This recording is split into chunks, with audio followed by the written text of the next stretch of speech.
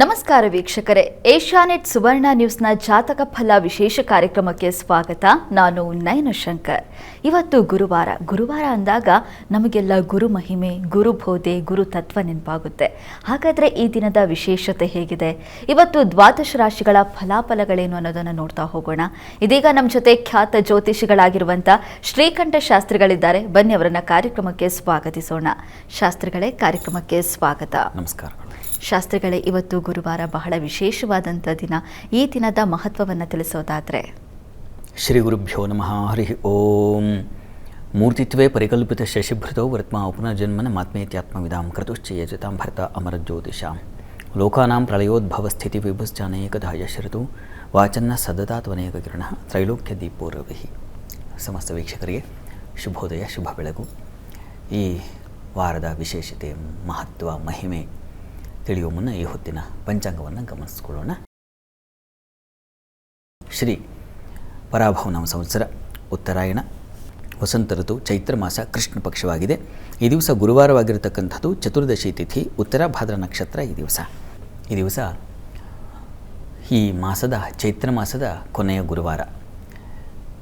ನಾಳೆ ಕಳೆದು ನಾಡಿದ್ದಕ್ಕೆ ನಾವು ವೈಶಾಖ ಮಾಸಕ್ಕೆ ಪ್ರವೇಶ ಮಾಡ್ತೀವಿ. ಕಾಲಚಕ್ರ ನೋಡಿ ಹೇಗೆ ಉರುಳಿ ಹೋಗುತ್ತೆ, ನಮಗೆ ಗೊತ್ತೇ ಆಗೋದಿಲ್ಲ. ಕಾಲ ಬಹಳ ವೇಗವಾಗಿ, ತ್ವರಿತವಾಗಿ ಓಡ್ತಾ ಇದೆ. ಆದರೆ ನಾವು ಮಾತ್ರ ಕಾಲವನ್ನು ವ್ಯರ್ಥ ಮಾಡಿಕೊಂಡು ನಮ್ಮ ಆಯುಷ್ಯವನ್ನು ಕಳೆದಾಕ್ತಾ ಇದ್ದೀವಿ. ನಾವು ಅರ್ಥ ಮಾಡ್ಕೊಳ್ಬೇಕಾಗಿರ್ತದೆ ಕಾಲದ ಮಹಿಮೆ. ನಾವು ಈ ದಿವಸ ಗುರುವಾರ, ವಸ್ತುತಃ ಜಗದ್ಗುರುವಾಗಿರ್ತಕ್ಕಂಥವನು ಆ ಕೃಷ್ಣ ಪರಮಾತ್ಮ, ಕೃಷ್ಣಂ ವಂದೇ ಜಗದ್ಗುರುಂ ಅಂತ ನಾವು ಅವನನ್ನು ಗೀತಾಚಾರ್ಯ, ಮಹಾಚಾರ್ಯ ಅಂತೆಲ್ಲ ಗುರುತಿಸಿದ್ದೀವಿ. ಆತ ಹೇಳ್ತಾನೆ, ಕಾಲವೇ ನಾನು ಆಗಿದ್ದೀನಿ, ಹೀಗಾಗಿ ಕಾಲದ ಮಹಿಮೆಯನ್ನು ಅರ್ಥ ಮಾಡ್ಕೊಳ್ಬೇಕು ಅಂತ ಕೃಷ್ಣ ನಮಗೆ ತಿಳಿವನ್ನು ಕೊಟ್ಟಿದ್ದಾನೆ. ಆದರೆ ನಾವು ತಿಳ್ಕೊಳ್ಳಲ್ಲ. ಕಾಲವನ್ನು ಯಾವುದೋ ಬೇಡದ ಕೆಲಸಗಳಿಗೆ, ಇನ್ಯಾವುದೋ ಒಂದು ಕಲಹ ಅಥವಾ ಇನ್ಯಾವುದೋ ಒಂದು ವ್ಯಸನ ಅಥವಾ ಇನ್ಯಾವುದೋ ಒಂದು ಬಾಲ ಹಿಡ್ಕೊಂಡು ಹೊರಟ್ಬಿಡ್ತೀವಿ. ಅವುಗಳಲ್ಲಿ ನಮ್ಮ ಆಯುಷ್ಯವನ್ನು, ನಮ್ಮ ಅಮೂಲ್ಯವಾದ ಜೀವ ಮೌಲ್ಯ ಎಷ್ಟಿದೆ ಅನ್ನೋದು ಇದು ಗೊತ್ತಾಗೋದಿಲ್ಲ ನಮಗೆ. ಹೀಗಾಗಿಯೇ ನಾವು ಮಹನೀಯರ ದರ್ಶನ ಇತ್ಯಾದಿ ಯಾಕೆ ನಾವು ನೋಡಬೇಕು ಅಂತಂದರೆ, ಈ ಶರೀರ, ಮನುಷ್ಯ, ಶಂಕರಾಚಾರ್ಯರು ಹೇಳ್ತಾರೆ, ಮಾನವ ಜನ್ಮ ದುರ್ಲಭವಾದದ್ದು ಅಂತ, ಅತ್ಯಂತ ದುರ್ಲಭವಾದದ್ದು. ಅವುಗಳಲ್ಲಿ ಈ ಒಂದು ನಮಗೆ ವಿವೇಕ, ಅರಿವಿದೆ, ಆಲೋಚನಾ ಶಕ್ತಿ ಇದೆ. ಹೀಗಿದ್ದಾಗ ನಾವು ಕಾಲವನ್ನು ವ್ಯರ್ಥ ಮಾಡದೆ, ವ್ಯಯಿಸದೆ, ಬೇರೆದಕ್ಕೆ ವ್ಯಯಿಸಬೇಕು, ಒಳ್ಳೆಯವುಗಳಿಗೆ. ಇದೆಲ್ಲ ನಮಗೆ ಅರ್ಥ ಆಗಬೇಕಾಗಿದ್ದರೆ ಇಂಥ ಸಾಧು ಸಂತರ, ಮಹನೀಯರ ಅವರ ಒಂದು ಸಂಪರ್ಕ ಏರ್ಪಾಡಾಗಬೇಕಾಗತ್ತೆ. ದೊಡ್ಡವರ ಅಥವಾ ಅಂಥ ಪುಸ್ತಕಗಳನ್ನು ಓದ್ಕೋಬೇಕಾಗತ್ತೆ. ಅಂಥವರ ಸಂಪರ್ಕ ನಮಗೆ ಕಷ್ಟ. ಇದಾರೆ ತುಂಬ ಜನ ಮಹಿಮಾ ಕಲಿಯುಗದಲ್ಲಿ ಇಲ್ಲ ಅಂತ ನಾವು ಅಂದ್ಕೋತೀವಿ. ಎಷ್ಟು ಜನ ಆಗಿ ಹೋದ್ರಲ್ಲ ಸಂತರು, ರಾಮಕೃಷ್ಣರ ಆದಿಯಾಗಿ ಅಲ್ಲಿಂದ ಹಿಡ್ಕೊಂಡ್ರೆ ಎಷ್ಟು ಅವತಾರ ಪುರುಷರೆಲ್ಲ ಆಗಿ ಹೋಗಿದ್ದಾರೆ. ಅವರಿಂದ ನಾವು ಮನುಷ್ಯ ಸಾಮಾನ್ಯವಾಗಿ ಹುಟ್ಟುತ್ತೀವಲ್ಲ, ಇದರಿಂದ ಒಂದು ಸ್ತರ ಮೇಲಕ್ಕೆ ಹೋಗಬಹುದು ಅನ್ನೋದನ್ನು ಅವರೆಲ್ಲ ತೋರಿಸ್ಕೊಟ್ಟಿದ್ದಾರೆ. ನಮ್ಮ ಕಣ್ಣು ಮುಂದೆ ಎಷ್ಟು ಜನ, ನಮ್ಮ ಕರ್ನಾಟಕದಲ್ಲಿ ಎಷ್ಟು ಜನ ಇದ್ದಾರೆ ಹೇಳಿ. ನಮ್ಮ ಶ್ರೀಧರ ಸ್ವಾಮಿಗಳ ಆ ಭಾಗದಿಂದ ಹಿಡ್ಕೊಂಡ್ರೆ ಇಲ್ಲಿ ನಮ್ಮ ಕೈವಾರ ತಾತಯ್ಯದವರೆಗೆ ಎಲ್ಲ ಕಡೆ ವಿಸ್ತರಿಸಿದ್ದಾರೆ. ನಾವು ಅದನ್ನು ಮನಗಾಣ್ತಾ ಇಲ್ಲ, ಮನಸ್ಸಿಗೆ ತಗೊಳ್ತಾ ಇಲ್ಲ. ಅಂಥವರೆಲ್ಲ ನಮ್ಮ ಭೂಮಿಯಲ್ಲಿ ಅವತರಿಸಿದ್ರು, ಆ ಕ್ಷೇತ್ರಗಳಿಗೆ ನಾವು ಹೋಗ್ತೀವಿ. ಆದರೆ ಎಷ್ಟು ಜನ ರಾಘವೇಂದ್ರ ಸ್ವಾಮಿಗಳ ಮಂತ್ರಾಲಯ ಮಠಕ್ಕೆ ಹೋಗಿ, ಅಲ್ಲಂತೂ ಕಿಕ್ಕಿರಿದಿದ್ದಾರಲ್ಲ ಜನ, ಹೋಗಿ ಬಂದರೆ ಆಯಿತಾ, ಅಲ್ಲಿ ಹೋಗಿ ಆ ಸಂಸ್ಕಾರವನ್ನು ತಗೋಬೇಕಲ್ವ. ನಾವು ವಸ್ತುತಃ ಗುರು ಸನ್ನಿಧಾನಕ್ಕೆ ಯಾಕಾಗಿ ಹೋಗೋದು? ಅನುಗ್ರಹದಿಂದಾಗಿ ನಮ್ಮ ಸ್ವಭಾವಗಳು ಮೇಲಕ್ಕೆ ಉತ್ಕರ್ಷವಾಗಬೇಕು. ಅದು ಪ್ರಧಾನವಾದ ಉದ್ದೇಶ, ಗುರಿ ಹೋಗ್ತಕ್ಕಂಥದ್ದು. ಇದಾಗದೇ ಇದ್ದರೆ ನಾವು ಅಧೋಮುಖವಾಗಿ ಹೋಗ್ತಾ ಇರ್ತೀವಿ. ಹೀಗಾಗಿ ಗುರುವಾರ ದಿವಸ ಬಂದಿದೆ ಅಂತಂದರೆ ಗುರು ಪ್ರಾರ್ಥನೆಗಳನ್ನು ಮಾಡೋದ್ರ ಜೊತೆಗೆ ಗುರು ಸಂದೇಶಗಳನ್ನು ನಾವು ಅರ್ಥ ಮಾಡ್ಕೋಬೇಕು. ಭಗವದ್ಭಕ್ತಿ ಹೇಗುಂಟಾಗುತ್ತೆ ಅಂತ ತೋರಿಸ್ಕೊಟ್ಟಿದ್ದಾರೆ. ಅನೇಕ ಜನ ಅದನ್ನು ಅನುಭವಿಸಿದ್ದಾರೆ. ಪದೇ ನನಗೆ ರಾಮಕೃಷ್ಣರ ನೆನಪಾಗುತ್ತೆ. ಭಕ್ತಿ ಹೇಗಿರಬೇಕಪ್ಪ ಅಂತಂದರೆ ಅವ್ರು ಹೇಳ್ತಾ ಇದ್ದರು, ಒಬ್ಬ ಮನುಷ್ಯನನ್ನು ಈಜಲಿಕ್ಕೆ ಬರದೇ ಇರತಕ್ಕಂಥವನನ್ನು ನೀರೊಳಗೆ ಅದುಮಿಬಿಟ್ರೆ ಅಥವಾ ನೀರೊಳಗೆ ಅವನು ಬಿದ್ದುಬಿಟ್ರೆ ಯಾವ ಉತ್ಕಟದಲ್ಲಿ ಅವನು ಕೈಕಾಲುಗಳನ್ನೆಲ್ಲ ಬಡಿದು ಹೊರಗೆ ಬರಬೇಕು ಅಂತ ಪ್ರಯತ್ನಿಸ್ತಾನೋ, ಬದುಕಬೇಕು ಅನ್ನೋ ಆಸೆ ಆಗ ಎಷ್ಟು ಯಾರೂ ಇಲ್ಲ ರಕ್ಷಣೆಗೆ, ತಾನೇ ರಕ್ಷಿಸ್ಕೊಳ್ಬೇಕು. ಆ ಸಂದರ್ಭದಲ್ಲಿ ಅವನು ಹೇಗೆ ಪರಿತಪಿಸ್ತಾನೆ, ಹೇಗೆ ಪರದಾಡ್ತಾನೆ, ಹೇಗೆ ಹೊರಗೆ ಬರೋ ಎಲ್ಲ ಪ್ರಯತ್ನವನ್ನು ಮಾಡ್ತಾನೆ. ಆ ರೀತಿಯಲ್ಲಿ ಇರಬೇಕು ಅಂತ. ನೀರಿಗೆ ಬಿದ್ದವನು ಮೇಲಕ್ಕೆ ಬರಲಿಕ್ಕೆ ಯಾವ ಶತಪ್ರಯತ್ನ ಮಾಡ್ತಾನೋ ಆ ರೀತಿ ಪರಮಾತ್ಮನನ್ನು ಹೊಂದಬೇಕು. ಅವನ ಒಂದು ಅನುಗ್ರಹ ನನಗಾಗಬೇಕು, ಆ ತೀವ್ರತೆ ಬೇಕು ಅಂತ. ಗುರುವಿನಗೂ ಹಾಗೆ. ಅಂಥ ಗುರುವಿನ ತೀವ್ರತೆ ಇದ್ದರೆ ನಮಗೆ ಅಂಥದ್ದು ಉಂಟಾಗುತ್ತೆ. ಕಷ್ಟ, ಗುರು ಸಿಗೋದು ಬಹಳ ಬಹಳ ಕಷ್ಟ. ಹೀಗಾಗಿ ಅಂಥವರ ಕ್ಷೇತ್ರಗಳಿಗಾದರೂ ನನಗೆ ಶೃಂಗೇರಿಯ ಶ್ರೀ ಶ್ರೀ ಶ್ರೀ ಚಂದ್ರಶೇಖರ ಭಾರತಿ ಮಹಾಸ್ವಾಮಿಗಳ ಅವರು ಯಾವುದು ಶಾರದಾ ಪೀಠದ ಮಾಣಿಕ್ಯ ಅಂತ ಸಾಕರು ರಾಮಚಂದ್ರಾಯರು ಬರೆದಿರ್ತಕ್ಕಂಥದ್ದು ಎಷ್ಟು ಪಕ್ವವಾಗಿದೆ ಅದನ್ನು ಓದಿದ್ರೆ ಅಂತಂದರೆ. ಗುರುತತ್ವ, ಗುರುಮಹಿಮೆ ಅಂದರೆ ಇವುಗಳು ಅದರಲ್ಲಿ ಸಾರ ಸೇರಿಬಿಟ್ಟಿದೆ. ಅವರ ವರ್ತನೆ, ಅವರ ವ್ಯಕ್ತಿತ್ವ ಹೇಗಿತ್ತು ಅನ್ನೋದನ್ನು ಅಂಥ ಕ್ಷೇತ್ರಗಳಿಗೆ ಹೋಗಿ ಬಂದರೆ ನಮಗೆ ನಿಜವಾಗಿಯೂ ಅಂತರಂಗದಲ್ಲಿ ಒಂದು ಬದಲಾವಣೆ ಉಂಟಾಗುತ್ತೆ. ಆ ಭಾವನೆಯಿಂದ ನಾವು ಹೋಗಬೇಕು. ಹೀಗಾಗಿ ಗುರುವಾರ ನಾವು ಯಾವುದೇ ಕ್ಷೇತ್ರಗಳಿಗೆ ಹೋಗಿ ನೀವು ಆ ಗುರುಮಹಿಮೆ ನಮಗೆ ಹೃದಯಕ್ಕೆ ಸ್ಪರ್ಶವಾದರೆ ನಾವು ಒಂದು ಹಂತಕ್ಕೆ ಮೇಲೆ ಬರ್ತೀವಿ, ಸಂಶಯವೇ ಇಲ್ಲ. ಹಾಗೆ ಹೋಗಿ ಬಂದು ಸುಮ್ಮನೆ ಯಥಾ ಪ್ರಕಾರ ಮತ್ತು ಅದೇ ವ್ಯಸನ, ಮತ್ತು ಅದೇ ಕಲಹ, ಮತ್ತು ಅದೇ ಈರ್ಷ್ಯ ದ್ವೇಷಗಳಿಗೆ ಅಲ್ಲೇ ಆ ಚಕ್ರದ ಸುಳಿಯಲ್ಲೇ ಇದ್ದೀವಿ ಅಂತಂದರೆ ನಾವು ಕ್ಷೇತ್ರಕ್ಕೆ ಹೋಗಿಲ್ಲ. ಸುಮ್ಮನೆ ಶರೀರವೋ ನಮ್ಮ ವಾಹನವೋ ಹೋಗಿ ಒಂದಷ್ಟು ದುಡ್ಡು ಖರ್ಚಾಗಿ ಬಂದಿದ್ದೀವಿ ವಿನಃ ಕಿಂಚಿತ್ತೂ ಪ್ರಯೋಜನ ಆಗಿಲ್ಲ ಅಂತ ಅನಿಸುತ್ತೆ. ಈ ದೃಷ್ಟಿಯಲ್ಲಿ ಗುರುಸ್ಮರಣೆ, ಗುರುಕ್ಷೇತ್ರ ದರ್ಶನ ಇವುಗಳು ಬಹಳ ಮುಖ್ಯ. ನೀವು ಹತ್ತಿರದಲ್ಲೇ ಹೋಗಬಹುದು, ಅಥವಾ ನಿಮ್ಮ ಮನೆಯಲ್ಲೇ ಗುರುವಿನ ಒಂದು ಫೋಟೋ ಇಟ್ಕೊಂಡು ಆ ಭಾವೋನ್ನತಿ ಮನೆಯಲ್ಲಿ ತಂದುಕೊಳ್ಳಿಕ್ಕಾಗಲಿಲ್ವಾ? ಆಗಲ್ದಿಲ್ವಾ? ಖಂಡಿತ ಆಗತ್ತೆ. ಮನಸ್ಸು ಅವರು ನೋಡಿದ ಮೇಲೆ, ಅವರ ಚಿಂತನೆಗಳನ್ನು ಕೇಳಿದ ಮೇಲೆ ನಮ್ಮ ಮನಸ್ಸು ಉನ್ನತ ಉತ್ಕರ್ಷ ಅಂತ ಅದನ್ನು ಹೇಳಿದ್ರು. ಎಳೆಯಲ್ಪಡಬೇಕು, ಎಲಿವೇಟ್ ಆಗಬೇಕು. ಹಾಗಾಗಲಿ ಗುರುಸ್ಮರಣೆ ಮಾಡಿದಂಥ ನಿಮ್ಮೆಲ್ಲ ಹೃದಯಗಳು ಈ ಗುರುವಾರ ದಿವಸ ಒಳ್ಳೆಯದಾಗಲಿ. ಶಾಸ್ತ್ರಿಗಳೇ, ಇತ್ತೀಚಿನ ದಿನಗಳಲ್ಲಿ ನಮಗೆ ಒಂದು ಉತ್ತಮವಾದ ಗುರುಗಳು ಸಿಗೋದೇ ಕಷ್ಟ. ಅಂಥದ್ರಲ್ಲಿ ಸಿಕ್ಕಂಥ ಗುರುಗಳನ್ನು ಸದುಪಯೋಗ ಮಾಡ್ಕೋಬೇಕು. ಇವಾಗ ಗುರುಗಳ ದರ್ಶನವನ್ನು ಮಾಡ್ಕೊಂಡು ಬಂದ್ವಿ, ಆ ದೇವಸ್ಥಾನಕ್ಕೆ ಹೋದ್ವಿ, ಈ ದೇವಸ್ಥಾನಕ್ಕೆ ಹೋದ್ವಿ ಅಂತಾರೆ. ಆದರೆ ಹೋಗಿರೋ ಉದ್ದೇಶ ಏನು? ಅಲ್ಲಿ ಹೋಗಿ ಬಂದಮೇಲೆ ನಾವೇನು ಮಾಡ್ತೀವಿ ಅದು ಬಹಳನೇ ಮುಖ್ಯವಾಗುತ್ತೆ. ಅದರ ಸಂದೇಶವನ್ನು ಇವತ್ತು ಸಾರಿದ್ದೀರಾ. ಈಗ ವೀಕ್ಷಕರು ಸಾಕಷ್ಟು ಸಂದೇಶ ಕಳಿಸಿದ್ದಾರೆ, ಅದನ್ನು ನೋಡ್ತಾ ಹೋಗೋಣ ಶಾಸ್ತ್ರಿಗಳೇ. ಮೊದಲನೇ ಸಂದೇಶವನ್ನು ಲಕ್ಷ್ಮೇಶ್ವರದಿಂದ ಪ್ರಿಯದರ್ಶಿನಿ ಅವರು ಕಳಿಸಿದ್ದಾರೆ. ಪ್ರಿಯದರ್ಶಿನಿ ಅವರ ಜನ್ಮ ದಿನಾಂಕ 23/10/2003, ಹುಟ್ಟಿದ ಸಮಯ ಮಧ್ಯಾಹ್ನ 2:52. ವೈದ್ಯಕೀಯ ಕ್ಷೇತ್ರದಲ್ಲಿ ವಿದ್ಯಾಭ್ಯಾಸ ಮುಂದುವರಿಸಬಹುದಾ ತಿಳಿಸಿ ಅಂತ ಪ್ರಶ್ನೆ ಕೇಳಿದ್ದಾರೆ ಶಾಸ್ತ್ರಿಗಳೇ. ಪ್ರಿಯದರ್ಶಿನಿ ಅವರ ಪ್ರಶ್ನೆ, ಅದು ವೈದ್ಯಕೀಯ ಕ್ಷೇತ್ರದಲ್ಲಿ ಮುಂದುವರಿಬಹುದು ಅಂತ ಕೇಳಿದ್ದಾರೆ. ಹೌದು ಶಾಸ್ತ್ರಿಗಳೇ. ಜಾತಕ ನೋಡೋಣ. ನೋಡಿ, ತಮ್ಮ ಜಾತಕವನ್ನು ಪರಿಶೀಲಿಸಿದ್ರೆ ಇದು ಕುಂಭಲಗ್ನವಾಗಿದೆ. ಲಗ್ನದಿಂದ ಕರ್ಮಾಧಿಪತಿ ಲಗ್ನದಲ್ಲಿದ್ದಾನೆ. ಆದರೆ ಭಾಗ್ಯಸ್ಥಾನ ತುಂಬ ಚೆನ್ನಾಗಿದೆ ನಿಮಗೆ. ಅದೃಷ್ಟ ಸ್ಥಾನ ಅಂತ ಕರೀತಾರೆ ಇದನ್ನು. ಸುಕೃತ ಸ್ಥಾನ, ಪುಣ್ಯಸ್ಥಾನ, ಹೀಗೆ ಹಲವು ಹೆಸರುಗಳಲ್ಲಿದೆ. ಹೀಗಾಗಿ ಅಂಥ ಒಂದು ಸ್ಥಾನದಲ್ಲಿ ಶುಕ್ರ ಇರ್ತಕ್ಕಂಥದ್ದು, ಬುಧನ ಜೊತೆಗೆ ರವಿ ನೀಚನಾಗಿದ್ದಾನೆ, ಇರಲಿ ತೊಂದರೆ ಇಲ್ಲ. ಅಲ್ಲಿ ಶುಕ್ರ ತುಂಬ ಚೆನ್ನಾಗಿದ್ದಾನೆ, ಮೌಢ್ಯನಾಗಿಲ್ಲ. ಹೀಗಾಗಿ ಶುಕ್ರ ಬುಧರ ಯುತಿ ನಿಮಗೆ ನೀವು ಅಲ್ಲಿ ಮುಂದುವರಿಯಲಿಕ್ಕೆ ಅವಕಾಶ ಇದೆ, ಪ್ರಯತ್ನ ಮಾಡಬಹುದು.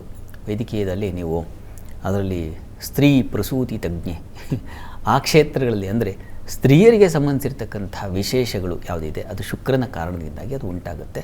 ಆ ರೀತಿಯಲ್ಲಿ ಒಂದು ಸ್ಪೆಷಲೈಸೇಷನ್ ತಾವು ಮಾಡಬಹುದು. ಚೆನ್ನಾಗಿದೆ ಅವರೇ, ತಾವು ಮುಂದುವರಿಸಬಹುದು. ಒಳ್ಳೆಯದಾಗಲಿ. ಸರಿ ಶಾಸ್ತ್ರಿಗಳೇ, ಮುಂದಿನ ಸಂದೇಶವನ್ನು ಬಿಜಾಪುರದಿಂದ ಪೂಜಾ ಪಿ ಅವರು ಕಳಿಸಿದ್ದಾರೆ. ಪೂಜಾ ಅವರ ಜನ್ಮ ದಿನಾಂಕ 3/4/1992, ಹುಟ್ಟಿದ ಸಮಯ ಮಧ್ಯಾಹ್ನ 1:30. ಮದುವೆ ಬಗ್ಗೆ ತಿಳಿಸಿ ಅಂತ ಪ್ರಶ್ನೆ ಕೇಳಿದ್ದಾರೆ ಶಾಸ್ತ್ರಿಗಳೇ.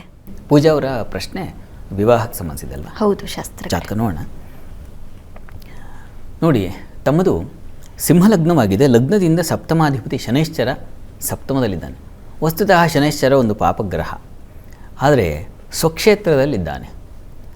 ಪಾಪೋಪಿ ಸ್ವಗೃಹಂ ಗತಃ ಶುಭಕರಃ ಅಂತ ಒಂದು ಮಾತು ನಮ್ಮ ಗುರುಗಳು ಮಂಜುನಾಥಶರ್ಮರು ಪಾಠ ಮಾಡುವಾಗ ಹೇಳ್ತಾ ಇದ್ರು. ಪಾಪಗ್ರಹಗಳು ಆ ಮನೆಯಲ್ಲಿ ಇದ್ದು ಬಿಟ್ಟರೆ ಅದು ಅವರ ಸೌಭಾಗ್ಯ ಅಂತ. ಅದು ತುಂಬ ಒಳ್ಳೆಯದು. ಅವ್ರವ್ರ ಮನೆಯಲ್ಲಿ ಅವ್ರವ್ರು ಇದ್ದುಬಿಟ್ರೆ ತಂಟೆ ತಕರಾರು ಮಾಡೋದಿಲ್ಲ ಅಂತ. ಹೀಗಾಗಿ ಇಲ್ಲಿ ಸಪ್ತಮಾಧಿಪತಿಯಾಗಿರ್ತಕ್ಕಂಥ ಶನೈಶ್ಚರ ಸಪ್ತಮದಲ್ಲೇ ಇರತಕ್ಕಂಥ ತುಂಬ ಒಳ್ಳೆಯದು. ಅಲ್ಲಿ ದಾರೇಶೇ ಸಪ್ತಮೇ ಭಾವೇ ದಾರ ಸುಖಾನ್ವಿತ ಅಂತ ಹೇಳಿದೆ. ಹೀಗಾಗಿ ವಿವಾಹಕ್ಕೆ ಅದು ಉತ್ತಮವಾದದ್ದು ಅಂತ ಶಾಸ್ತ್ರಗಳು ಸಾರಿದ್ದಾವೆ. ಆದರೆ ಶನೈಶ್ಚರನ ಸ್ವಭಾವ ಏನಾಗಿದೆ, ವಿಳಂಬ ಸ್ವಭಾವ. ಶನೈಹಿ ಚರತೀತಿ ಶನೈಶ್ಚರ ಅಂತ. ಶನೈಹಿ ನಿಧಾನಗತಿಯಲ್ಲಿ ಚಲಿಸ್ತಕ್ಕಂಥವನು, ಅವನ ಫಲಗಳು ಹಾಗೆ ಇರುತ್ತೆ. ಏನು ಮಾಡೋ, ಸ್ವಲ್ಪ ನಿಧಾನವಾಗುತ್ತೆ. ಅಷ್ಟಮದಲ್ಲಿ ಕುಜ ಇದ್ದಾನೆ, ಅದು ಸ್ವಲ್ಪ ತೊಡಕೆ, ಅದು ಸ್ವಲ್ಪ ಕುಜದೋಷವನ್ನು ಹೇಳುತ್ತೆ. ಹೀಗಾಗಿ ಕುಜ ಮತ್ತು ಈ ವಿಳಂಬ ನಿವಾರಣೆಗೆ ಶನೈಶ್ಚರ ಶಾಂತಿ ಇದನ್ನು ಮಾಡಿಸಿದ್ರೆ ತುಂಬ ಒಳ್ಳೆಯದು. ನಿಮಗೆ ಪ್ರಯತ್ನ ಮಾಡಿ, ಈ ಪ್ರಯತ್ನಕ್ಕೆ ಆ ಗ್ರಹಾನುಗ್ರಹದಿಂದ ನಿಮಗೆ ಶೀಘ್ರದಲ್ಲಿ ಅನುಕೂಲ ಉಂಟಾಗುತ್ತೆ. ಪ್ರಯತ್ನ ಮಾಡಿ, ಒಳ್ಳೆಯದಾಗಲಿ. ಸರಿ ಶಾಸ್ತ್ರಿಗಳೇ, ಮುಂದಿನ ಸಂದೇಶವನ್ನು ಬೆಂಗಳೂರಿನಿಂದ ನಂದೇಶ್ ಬಿ ಅವರು ಕಳಿಸಿದ್ದಾರೆ. ನಂದೀಶ್ ಅವರ ಜನ್ಮ ದಿನಾಂಕ 25/1/1991, ಹುಟ್ಟಿದ ಸಮಯ ಬೆಳಗ್ಗೆ 7:30 ಮದುವೆ ಬಗ್ಗೆ ತಿಳಿಸಿ ಅಂತ ಪ್ರಶ್ನೆ ಕೇಳಿದ್ದಾರೆ ಶಾಸ್ತ್ರಿಗಳೇ. ನಂದೀಶ್ ಅವರ ಪ್ರಶ್ನೆ ಅದು ವಿವಾಹಕ್ಕೆ ಸಂಬಂಧಿಸಿದಲ್ಲ? ಹೌದು ಶಾಸ್ತ್ರಿಗಳೇ. ಜಾತಕ ನೋಡೋಣ. ನೋಡಿ, ತಮ್ಮ ಜಾತಕವನ್ನು ಪರಿಶೀಲಿಸಿದರೆ ಇದು ಮಕರ ಲಗ್ನವಾಗಿದೆ. ಲಗ್ನದಿಂದ ಸಪ್ತಮಾಧಿಪತಿ ಚಂದ್ರ ನಿಮ್ಮ ಜಾತಕದಲ್ಲಿ, ಚಂದ್ರ ಉಚ್ಚ ಸ್ಥಾನದಲ್ಲಿದ್ದಾನೆ ಕುಜನ ಜೊತೆಗೆ, ಶಚಿಮಂಗಳ ಯೋಗ. ಆದರೆ ಅಲ್ಲಿ ಗುರು ಜೊತೆಗೆ ಕೇತು ಸೇರಿರ್ತಕ್ಕಂಥ ಸ್ವಲ್ಪ ತೊಡಕು. ವ್ಯಯಾಧಿಪತಿಯಾಗಿದ್ದಾನೆ ಗುರು, ಉಚ್ಚ ಸ್ಥಾನದಲ್ಲಿದ್ದಾನೆ. ಏನು ಅಲ್ಲಿ ಶಾಸ್ತ್ರದಲ್ಲಿ ಮಾತಿದೆ, ದುಸ್ಥಾನದ ಅಧಿಪತಿಯಾಗಿದ್ದರೆ ಶುಭೋಪಿ ಭಾವಹಾನಿಂ ಕುರತೆ ದುಸ್ಥಾನಪೋ ಯದಿ ಅಂತ ಇದೆಯಲ್ಲ. ಹೀಗಾಗಿ ಸ್ವಲ್ಪ ತೊಡಕನ್ನು ಉಂಟು ಮಾಡುತ್ತೆ. ಮತ್ತು ಕೇತು ಬೇರೆ ಇರತಕ್ಕಂಥದ್ದು, ಗುರು ಕೇತು ಶಾಂತಿ ಬೇಕು, ಅದು ಅನಿವಾರ್ಯ ಇದೆ. ಹೀಗಾಗಿ ದಯವಿಟ್ಟು ಆ ಶಾಂತಿಯನ್ನು ಮಾಡಿಸಿ. ಮತ್ತು ಯಾವುದಾದ್ರು ಈಶ್ವರ ಸನ್ನಿಧಾನದಲ್ಲಿ ಸಾಧ್ಯವಾದರೆ ನಮ್ಮ ನಂಜುಂಡೇಶ್ವರ, ಯಾವುದನ್ನು ನಾವು ನಂಜನಗೂಡು ಅಂತೀವೋ ಅಲ್ಲಿ ಹೋಗಿ ಒಂದು ಗಿರಿಜಾ ಕಲ್ಯಾಣ ಮಾಡಿಸಿ. ಗ್ರಹಶಾಂತಿ, ಆ ಗಿರಿಜಾ ಕಲ್ಯಾಣ ಇದು ತುಂಬ ಸಹಾಯ ಮಾಡುತ್ತೆ. ಒಳ್ಳೆಯದಾಗಲಿ. ಸರಿ ಶಾಸ್ತ್ರಿಗಳೇ, ಮುಂದಿನ ಸಂದೇಶವನ್ನು ವಡ್ಗೆರೆಯಿಂದ ಪಂಕಜ್ ಅವರು ಕಳಿಸಿದ್ದಾರೆ. ಪಂಕಜ್ ಅವರ ಜನ್ಮ ದಿನಾಂಕ 23/2/1989, ಹುಟ್ಟಿದ ಸಮಯ ಸಂಜೆ 4:50 ಮದುವೆ ಬಗ್ಗೆ ತಿಳಿಸಿ ಅಂತ ಪ್ರಶ್ನೆ ಕೇಳಿದ್ದಾರೆ ಶಾಸ್ತ್ರಿಗಳೇ. ಪಂಕಜ ಅವರ ಪ್ರಶ್ನೆ ಅದು ವಿವಾಹಕ್ಕೆ ಸಂಬಂಧಿಸಿದೆ. ಹೌದು ಶಾಸ್ತ್ರಿಗಳೇ. ನೋಡೋಣ. ನೋಡಿ, ತಮ್ಮ ಜಾತಕವನ್ನು ಪರಿಶೀಲಿಸಿದರೆ ಇದು ಕರ್ಕಟಕ ಲಗ್ನವಾಗಿದೆ. ಲಗ್ನದಿಂದ ವ್ಯಯಾಧಿಪತಿ ಗುರು ಸಪ್ತಮದಲ್ಲಿದ್ದಾನೆ. ಅಲ್ಲಿ ಈ ಹಿಂದಿನ ಜಾತಕ ನೋಡಿದ್ವಿ, ಅಲ್ಲಿ ವ್ಯಯಾಧಿಪತಿ ಗುರು ಅವನು ಸಪ್ತಮದಲ್ಲಿದ್ದ. ಇಲ್ಲೂ ಹಾಗೆ ಇದೆ. ಆದರೆ ಬುಧ ಇದು ಹಾಗೆ, ವ್ಯಯಾಧಿಪತಿ ದುಸ್ಥಾನಪೋ ಯದ್ಭವನ ಸ್ಥಿತೋವ ತದ್ಭಾವನಾಶಂ ಅಂತ. ಯದ್ಭಾವನಾಥೋ ರಿಪುರಂದ್ರ ಇಫ್ಪೆ ದುಸ್ಥಾನಪೋ ಯದ್ಭವನ ಸ್ಥಿತೋ ಎಲ್ಲ ಒಂದೇ. ಭಾವಾಧಿಪತಿ ದುಸ್ಥಾನದಲ್ಲಿರೋದು, ದುಸ್ಥಾನದಾಧಿಪತಿಗಳು ಆ ಭಾವದಲ್ಲಿರೋದು, ಎರಡು ತೊಡಕನ್ನೇ ಸೂಚಿಸುತ್ತೆ. ಇಲ್ಲಿ ಶನೈಶ್ಚರನೂ ಷಷ್ಠದಲ್ಲಿ, ಅದು ದುಸ್ಥಾನವೇ ಆಯಿತು. ಎರಡೂ ರೀತಿಯ ತೊಡಕನ್ನು ಸೂಚಿಸ್ತಾ ಇದೆ.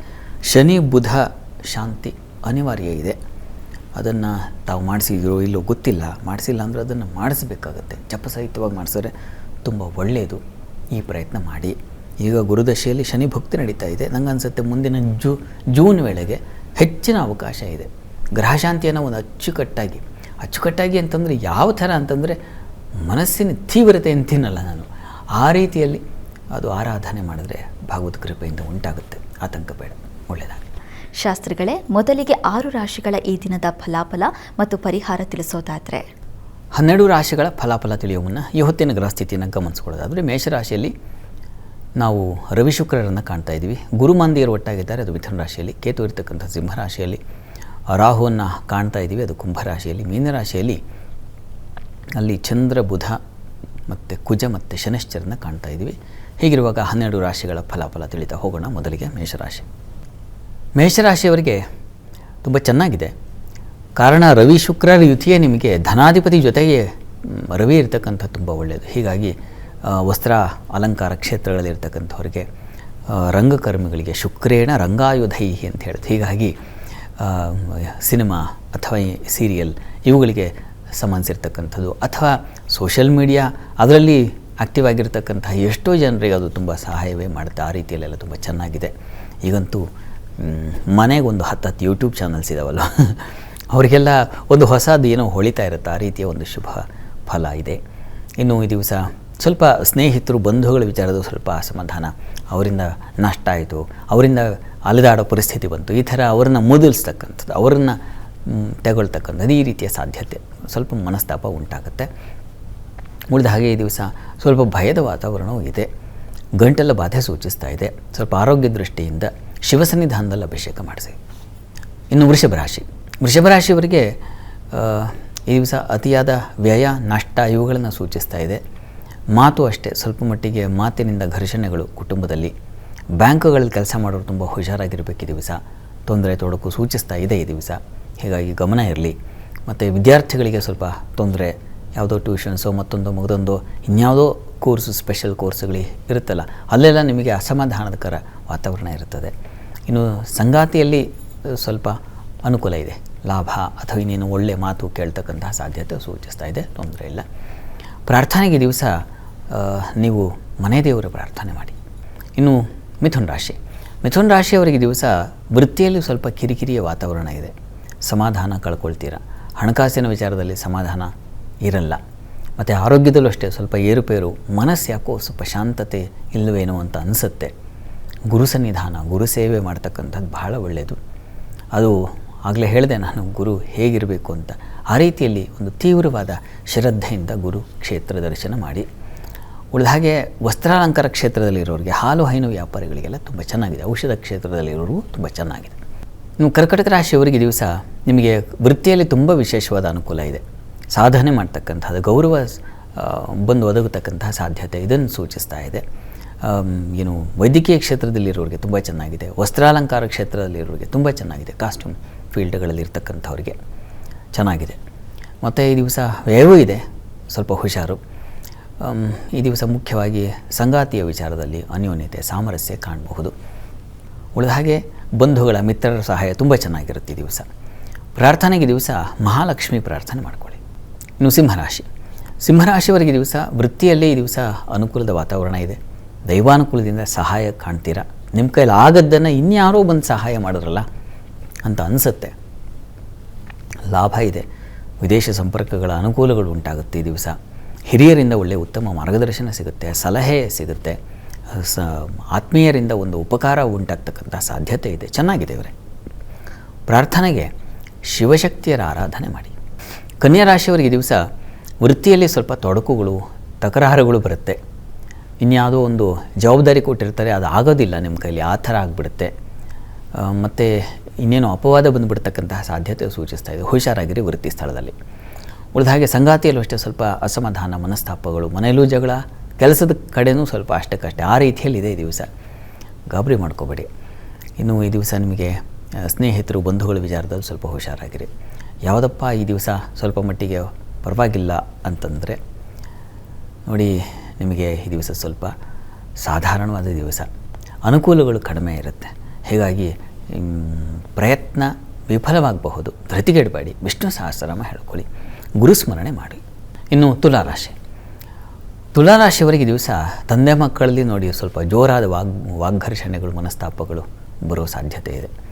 ಇನ್ನು ವೃತ್ತಿಯಲ್ಲೂ ಅಷ್ಟೇ ಸ್ವಲ್ಪ ನಿಮಗೂ ಕೂಡ ಸ್ವಲ್ಪ ಸವಾಲಿರುತ್ತೆ. ಹೆಣ್ಮಕ್ಕಳಿಗೆ ಈ ದಿವಸ ಕೆಲಸದ ಒಂದು ಸಂದಿಗ್ಧ ಪರಿಸ್ಥಿತಿಗಳು ಎದುರಾಗುತ್ತೆ ಕೆಲಸದಲ್ಲಿ, ಹುಷಾರು. ಆದರೆ ಸಂಗಾತಿಯಿಂದ ಸಹಾಯ ಸಹಕಾರ ಸಿಗುತ್ತೆ ಈ ದಿವಸ. ವ್ಯಾಪಾರಿಗಳಿಗೆ ತುಂಬ ಚೆನ್ನಾಗಿದೆ. ಕಾಸ್ಟ್ಯೂಮ್ ಮತ್ತು ಯಾವುದನ್ನು ಈ ಗಿಫ್ಟ್ ಸೆಂಟರ್ಗಳು ಇಂಥದ್ದು ಇರುತ್ತಲ್ಲ, ಅವುಗಳಲ್ಲಿ ತುಂಬ ಚೆನ್ನಾಗಿದೆ. ಹೆಚ್ಚಿನ ಅನುಕೂಲ ಕಾಣಲಿಕ್ಕೆ ಅವಕಾಶ ಇದೆ ಈ ದಿವಸ. ಪ್ರಾರ್ಥನೆಗೆ ನೀವು ನರಸಿಂಹ ಪ್ರಾರ್ಥನೆ ಮಾಡಿ. ಇನ್ನು ವೃಶ್ಚಿಕ ರಾಶಿಯವರಿಗೆ ವೃತ್ತಿಯಲ್ಲಿ ತುಂಬ ವಿಶೇಷವಾದ ಅನುಕೂಲ ಇದೆ. ಧೈರ್ಯ, ಸಾಹಸ ಈ ದಿವಸ. ನಿಮಗೆ ಮುಖ್ಯವಾಗಿ ಸಾಲ, ಶತ್ರುಗಳ ಬಾಧೆಯಿಂದ ಹೊರಗೆ ಬರೋ ಲಕ್ಷಣ ಮತ್ತು ಆ ದಾರಿ ಸಿಗುತ್ತೆ ಈ ದಿವಸ. ಸಂಗಾತಿಯಲ್ಲೂ ಅಷ್ಟೇ ಅನ್ಯೋನ್ಯತೆ, ಸಾಮರಸ್ಯ ಕಾಣ್ತೀರ ಈ ದಿವಸ. ವಸ್ತು ನಷ್ಟತೆ ಇದೆ, ಹುಷಾರು. ಕರ್ತವೀರ್ಯಾರ್ಜುನ ಸ್ಮರಣೆ ಮಾಡಿ. ಇನ್ನು ಧನುರಾಶಿಯವರಿಗೆ ಈ ದಿವಸ ಕೆಲಸ ಕಾರ್ಯಗಳಲ್ಲಿ ಸ್ವಲ್ಪ ಮಟ್ಟಿಗಿನ ಅನುಕೂಲ ಕಾಣ್ತೀರ. ಹೆಚ್ಚಿನ ಉನ್ನತ ಶಿಕ್ಷಣ ಅಂತೀವಲ್ಲ, ಹೈಯರ್ ಸ್ಟಡೀಸ್ ಅವರಿಗೆ ತುಂಬ ಚೆನ್ನಾಗಿದೆ. ಮಕ್ಕಳ ವಿಚಾರದಲ್ಲಿ ಸ್ವಲ್ಪ ಸಮಾಧಾನ, ಸೌಖ್ಯಗಳನ್ನು ಕಾಣ್ತೀರ. ಸಂಗಾತಿಯಲ್ಲಿ ಸ್ವಲ್ಪ ಮನಸ್ತಾಪ ಇದೆ. ವಿದೇಶ ಪ್ರಯಾಣ ಇತ್ಯಾದಿ ದೂರ ಪ್ರಯಾಣಗಳಿಗೆ ಸ್ವಲ್ಪ ತೊಂದರೆ ಸೂಚಿಸ್ತಾ ಇದೆ, ವಿಘ್ನಗಳಾಗಬಹುದು. ಈ ದಿವಸ ವಿಷ್ಣು ಪ್ರಾರ್ಥನೆ, ವಿಷ್ಣು ಸನ್ನಿಧಾನಕ್ಕೆ ತುಳಸಿ ಸಮರ್ಪಣೆ ಮಾಡಿ. ಇನ್ನು ಮಕರ ರಾಶಿಯವರಿಗೆ ವೃತ್ತಿಯಲ್ಲಿ ತುಂಬ ಚೆನ್ನಾಗಿದೆ ಈ ದಿವಸ. ನಿಮಗೆ ಕೆಲಸ ಕಾರ್ಯಗಳಲ್ಲಿ ಸಹಾಯ ಸಹಕಾರಗಳು ಸಿಗುತ್ತೆ. ಸ್ನೇಹಿತರು, ಬಂಧುಗಳ ಸಹಾಯ ತುಂಬ ಚೆನ್ನಾಗಿದೆ ಈ ದಿವಸ. ಪ್ರಯಾಣ ಮತ್ತು ಮನರಂಜನೆ, ಮನಸ್ಸಿಗೆ ಹಿತವಾದ ವಾತಾವರಣ ಉಂಟಾಗುತ್ತೆ ಈ ದಿವಸ. ಸ್ವಲ್ಪ ಮಟ್ಟಿಗೆ ಉದರ ಬಾಧೆ ಕಾಡಬಹುದು, ಹೊಟ್ಟೆ ಅಪ್ಸೆಟ್ ಆಗಿಬಿಡಬಹುದು. ಅನ್ನಪೂರ್ಣೇಶ್ವರಿ ಪ್ರಾರ್ಥನೆ ಮಾಡಿ.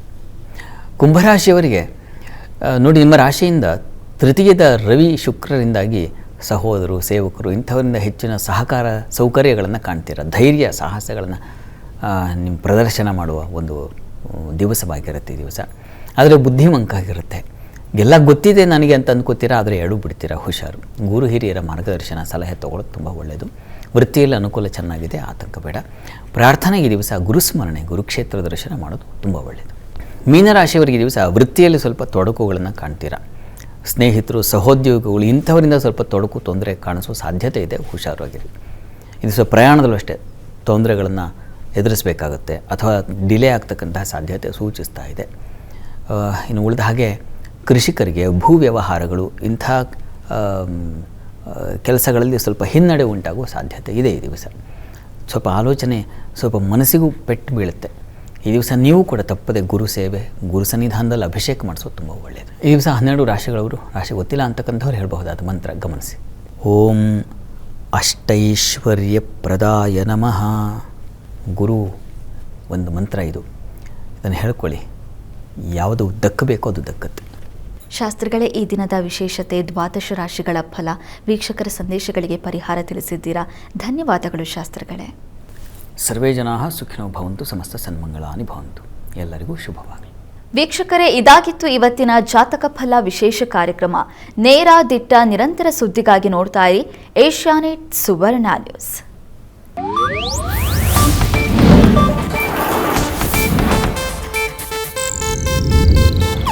ಇದು ಏಷ್ಯಾನೆಟ್ ನ್ಯೂಸ್ ನೆಟ್ವರ್ಕ್ ಪ್ರಸ್ತುತಿ.